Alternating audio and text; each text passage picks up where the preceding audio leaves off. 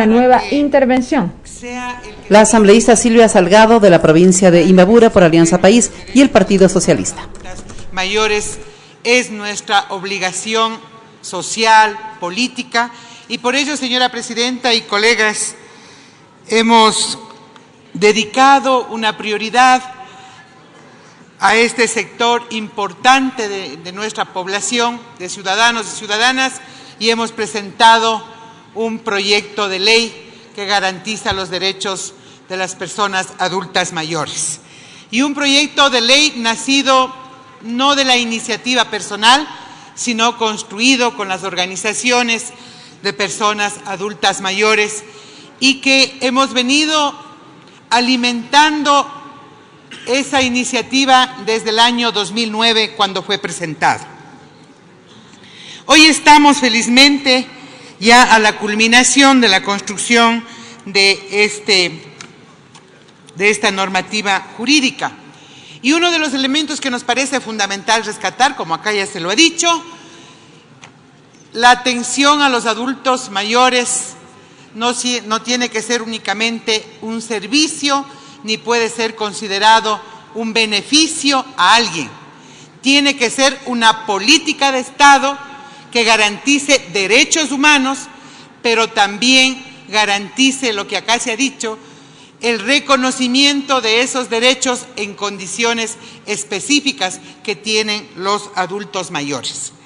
Por eso es que me permito insistir en una de las primeras observaciones que se ha hecho a este proyecto, que reconociendo esa realidad, esa población que supera hoy por hoy 1.230.000 adultos mayores y que progresivamente será mayor en los años venideros, es importante reconocer también que esos no son simplemente números y que también en esos números existe una doble vulnerabilidad. Y esa doble vulnerabilidad pasa por reconocer que más del 50%, por ejemplo, de este 1.225.000 adultos mayores están en condiciones de extrema pobreza. Esas circunstancias obligan a que en la ley se replique básicamente lo que la Constitución establece, la doble vulnerabilidad. Esa doble vulnerabilidad que está expresada en esa extrema pobreza, pero también está expresada, por ejemplo, en personas adultas mayores con enfermedades catastróficas, adultas mayores con discapacidades, adultas mayores en extrema pobreza, adultas mayores en situación de abandono. Por eso es que este principio del reconocimiento de la doble vulnerabilidad nos va a permitir, ante todo, priorizar la atención y en la atención garantizada en políticas públicas. El segundo aspecto que me parece fundamental es reconocer que esta ley establece una corresponsabilidad del Estado, de la familia y de la sociedad. Y en esa descripción de esa corresponsabilidad, de esos deberes que tiene que tener el Estado, de tener la familia y la sociedad, me permito pedir que se amplíe ante todo tres aspectos fundamentales. En lo que se refiere al artículo 10, la corresponsabilidad de la sociedad.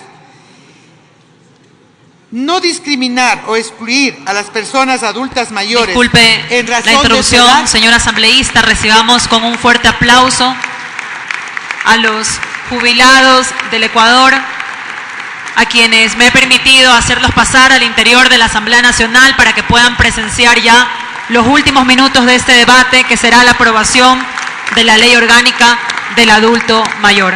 Bienvenidos, muchas gracias por su trabajo en la Asamblea Nacional. Valoramos sus años de trabajo aportados por el país. Aquí estamos siempre para respaldar su trabajo y, por supuesto, sus derechos. Bienvenidos. Ustedes han escuchado esta información que acaba de participar la doctora Viviana Bonilla, encargada de la presidencia y conducción de esta sesión. Han ingresado hasta el salón mismo en donde se cumple esta sesión 528 del Pleno algunos de los integrantes de las organizaciones que aglutina a las personas adultas mayores y también a los jubilados. Desde nuestro sitio de transmisión, y porque los conocemos por algún tiempo, podemos distinguir, por ejemplo, a Edison Lima, quien ha estado muy vinculado al trabajo de los jubilados, así como también a Teresa Villavicencio, quien fuera trabajadora del municipio de Quito. Y junto a ellos, más de unas 20 personas, podríamos decir, que acompañan a o que forman parte de este grupo que se encuentra en el salón de sesiones. Estaba interviniendo la asambleísta Silvia Salgado, representante de la provincia de Imbabura por Alianza País y el Partido Socialista Ecuatoriano. Con la intervención de la asambleísta Silvia Salgado, son 23 las participaciones que ha provocado este segundo y definitivo debate del proyecto de ley orgánica para las personas adultas mayores. Ha dicho la doctora Viviana Bonilla que son los últimos minutos de este debate, razón por la cual se inscribe esta comparecencia ante el Pleno de la Asamblea de las personas de estas organizaciones. Va a continuar la intervención la asambleísta Silvia Salgado.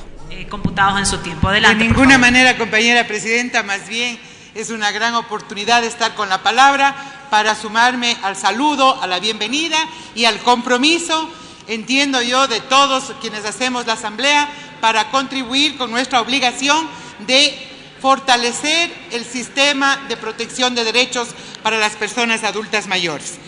Decía, señora presidenta, ya no es hora, ya no vivimos los momentos en donde el asistencialismo, el clientelismo, la caridad debe ser la responsabilidad social o de una familia o de un Estado.